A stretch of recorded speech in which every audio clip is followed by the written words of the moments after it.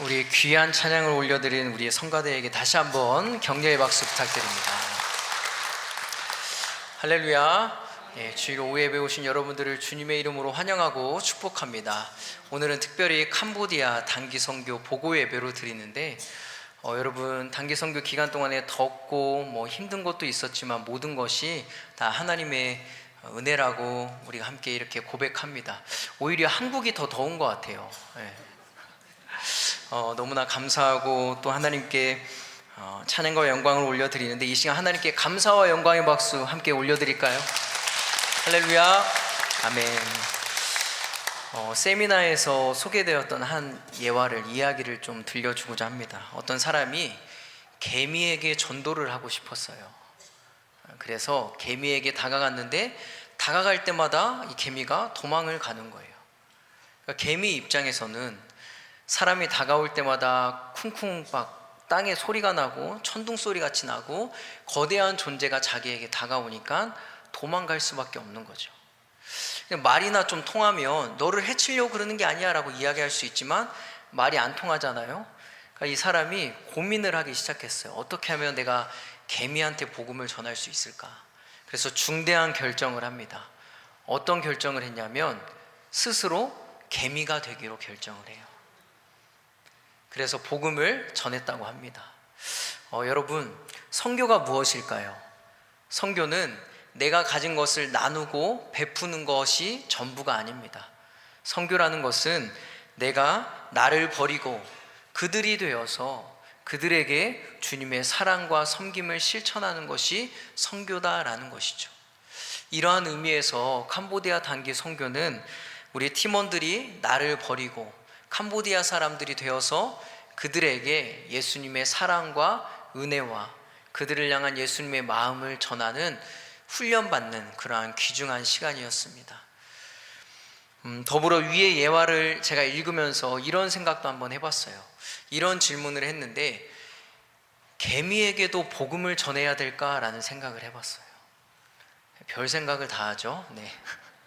개미에게도 복음을 전해야 될까? 여러분 어떻게 생각하세요? 개미에게도 복음을 전해야 될까요?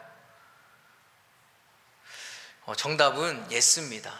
바꿔 말하면 내가 만나는 모든 사람들에게 복음을 전해야 된다는 거예요. 이 세상에 사는 모든 사람들에게 복음을 전해서 그 사람들도 하나님의 자녀가 되는 은혜를 누리게 해야 된다라는 것이죠. 중요한 것은 이것을 위해서 저와 여러분들을 부르신 줄 믿습니다. 아멘이십니까? 예. 우리 장로님 이름을 지금 적어 주십시오. 아멘이라고 하셨으니까 다음 선교 때 다 가셔야 됩니다. 이름을 한번 네. 여러분 주님이 우리를 그렇게 부르셨다라는 것이죠. 그리고 오늘 본문도 사실은 이것을 이야기하고 있는 거예요. 오늘 본문의 말씀을 1절을 보면요, 가만히 묵상해 보면 민수기 6장 24절에서 26절의 말씀을 떠오르게 합니다. 민수기 6장의 말씀을 보면 이렇게 말해요. 여호와는 내게 복을 주시고 너를 지키시기를 원하며 여호와는 그의 얼굴을 비추사 은혜 베푸시기를 원하며 여호와는 그 얼굴을 내게로 향하여 드사 평강 주시기를 원하노라 할지니라. 이 민수기의 말씀이 이렇게 이야기하고 있는데 이 말씀은요, 하나님이 이스라엘 백성들을 축복하는 말씀이에요. 그런데 1절의 말씀과 좀 비교를 해보면 비슷한 문장들이 이렇게 나오죠. 1절을 보면 그의 얼굴을 우리에게 비추사라고 이야기를 합니다. 그의 얼굴을 우리에게 비추사. 여러분 이 말은 하나님께서 우리의 상황을 살피신다라는 의미를 가지고 있어요. 그의 얼굴을 비추신다라는 것은 하나님께서 우리가 어려움을 당할 때, 우리가 궁핍할 때 하나님의 때에 하나님의 복을 내려주신다라는 거죠. 지금 시인은 하나님 우리가 궁핍할 때, 우리가 어려울 때 하나님의 얼굴을 우리에게 비춰주셔서 하나님의 복을 우리에게 내려주십시오라고 지금 간구하고 있다라는 거예요. 여러분 하나님은 어떤 분이십니까? 하나님은 당신의 자녀들을 인도하시고 돌보시는 분인 줄 믿습니다. 이런 하나님이 잘 나타나는 그 장면이 바로 이스라엘 백성들의 그 출애굽과 그리고 광야길을 걷는 이스라엘 백성들의 장면에서 이 하나님을 우리는 잘 만날 수가 있죠. 하나님은 광야길을 걷는 이스라엘 백성들에게 무엇을 주었나요? 만나와 메추라기로 그들을 굶지 않게 하셨죠. 그리고 불기둥과 구름기둥으로 그들을 인도하셨다라는 거예요. 여러분, 그렇게 하나님께서는 자신의 백성들을 인도하시고 먹이시고 지키시는 분이다라는 사실입니다. 중요한 것은 이러한 은혜가 이스라엘 백성들에게만 주어지는 은혜가 아니다라는 사실이죠. 오늘 마치 광야와 같은 길을 걸어가는 저와 여러분들에게도 예수님을 구주로 고백하는 우리 모두에게 이러한 은혜를 우리 하나님은 베푸시기를 원한다라는 사실입니다. 마치 광야와 같이 춥고 덥고 그리고 힘든 그 길을 걸어가는 우리를 주님은 때에 따라서 복을 내려주시고 인도하시고 지키신다라는 사실이죠. 그래서 여러분, 당신의 얼굴을 비추시는 분, 주무시지도 않고 또 졸지도 않고 우리를 인도하시는 하나님이다라는 것입니다. 그런데 여러분, 민수기 6장의 이 24절과 26절의 말씀, 그리고 오늘 시편의 67편의 이 말씀에는 공통점도 있지만 차이점도 있어요. 이스라엘 백성들을 축복한다라고 하는 이 공통점은 있지만 차이점은 무엇이냐면, 시편 67편 1절에서는 이스라엘뿐만 아니라 모든 나라, 모든 백성에게 이러한 축복이 임하기를 원한다, 임하기를 간구한다라고 하는 거예요. 그러니까 이스라엘 백성들에게만 그러한 축복이 머무는 것이 아니라 오늘 시편의 저자는 이스라엘에게 흘러가서 그 복이 모든 나라와 모든 민족과 모든 백성에게 임하기를 기도하고 있다라는 것이죠. 오늘 본문 말씀을 여러분 성경으로 보면 우리에게 은혜를 베푸시고 얼굴을 우리에게 비추사라고 한 다음에 뭐라고 하나요? 주의 도를 땅 위에, 주의 구원을 모든 나라에게 알리소서라고 이야기하죠.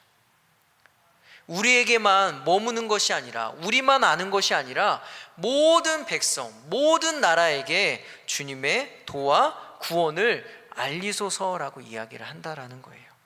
다시 말해서 우리만 하나님의 은혜를 경험하고 누리는 것이 아니라 모든 백성들도 다 하나님의 은혜를 경험하고 누리기를 기도하고 있다라는 것이죠.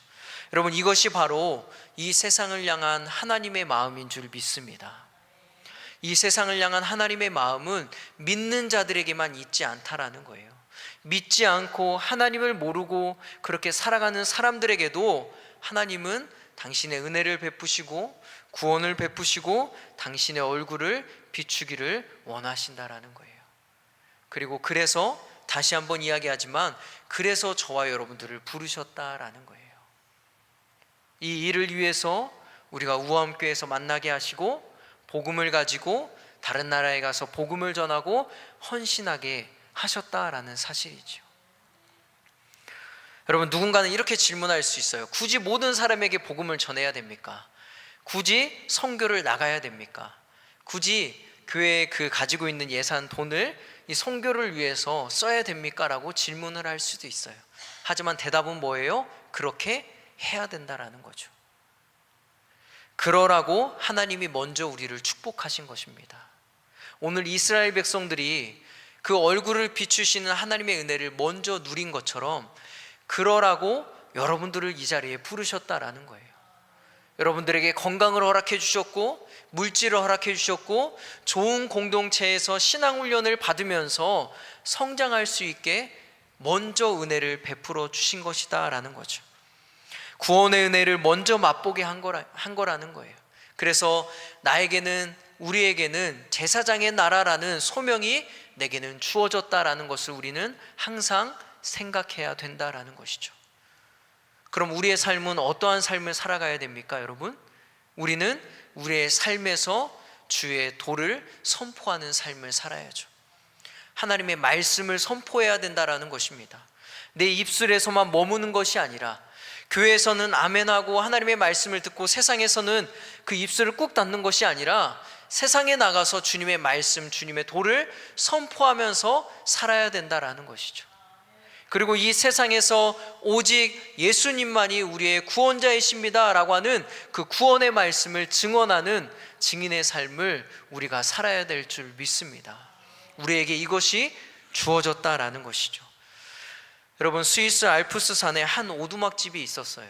그 오두막집의 이름을 종치는 집이라고 불렀는데, 이 스위스의 알프스 산맥에 겨울이 찾아와서 눈이 막 내리고 그 눈이 바람에 날려서 앞을 볼 수가 없을 때, 그래서 사람들이 길을 잃고 위험에 처해 있을 때 누구든지 이 종 가까이에 있는 사람은 그 종을 쳐서 이 종이 있는 집이라는 것을 알려서 위험에 빠지지 않도록 생명을 구할 수 있도록 그렇게 누구든지 종을 칠 수 있게 그러한 집이 있다라는 것이죠. 그래서 위험에서 건진받을 수 있도록 그러한 집이 있다라고 합니다. 여러분, 교회가 무엇일까요? 교회는 종치는 집입니다. 그러면 저와 여러분들은 누구입니까? 종을 치는 사람들이죠. 우리가 정체성을 바로 알고 있어야 됩니다. 교회가 왜 이 땅 가운데 있는지를 바로 알고 있어야 돼요. 교회는 종을 치는 곳입니다. 그리고 저와 여러분들은 그 종을 치는 사람입니다. 세상에서 길을 잃어 방황하는 사람들, 이러다가는 심판밖에 없다라고 하는 그 사람들을 향해서 우리는 복음의 종을 쳐야 된다라는 것이죠. 여러분, 우리가 기도할 때 하나님, 나에게 이것이 필요합니다, 이것도 주세요, 저것도 주세요 라고 기도할 수 있어요. 간구할 수 있습니다. 그런데 그 전에 우리는 무엇을 먼저 해야 되냐면 주님, 오늘도 나를 통해서 주님의 말씀이 선포되고 구원의 은혜가 선포되는 그러한 삶을 살게 해주세요. 오늘도 내가 복음의 종을 치는 그러한 삶을 살게 해주십시오라고 먼저 기도해야 될 줄 믿습니다. 그렇게 나를 축복의 통로로 주님 사용하여 주옵소서. 이것이 우리의 삶의 기도 제목인 줄 믿습니다. 여러분, 오늘 드리는 이 예배가 그러한 삶을 결단하는 시간이 되기를 소망합니다.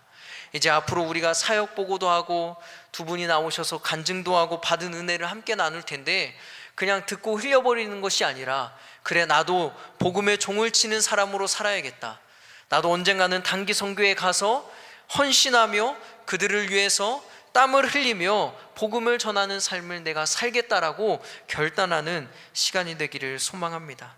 그래서 여러분, 나를 통해서 많은 사람들이 복음의 그 기쁜 소식을 듣고 주님께 돌아오는 은혜가 여러분들 가운데 있기를 주님의 이름으로 축원합니다. 함께 기도하겠습니다. 사랑의 하나님, 우리를